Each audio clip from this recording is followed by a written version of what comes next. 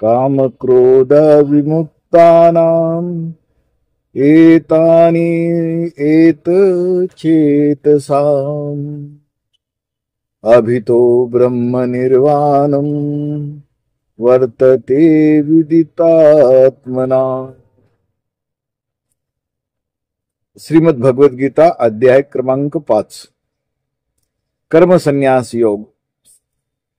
क्रोध आणि सर्व भौतिक इच्छापासून मुक्त, आत्मसाक्षात्कारी, आत्मसंयमी आणि पूर्णत्वाकरिता सतत प्रयत्नशील असणाऱ्या योगी पुरुषांना निकट भविष्य काळात ब्रह्मामधील मुक्तीची निश्चिती असते।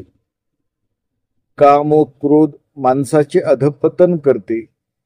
विकारवशतेतले दुःख हे मनातील विक्षिप्त मनोविकृती आहे। ब्रह्ममय भाव हा भगवंती स्थिरावतो। स्थैर्य मनाचे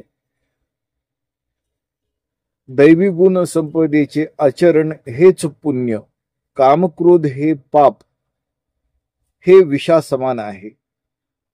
उच्चतम मूल्य जपायला संतांचे वचन हेच अमृततुल्य आहे।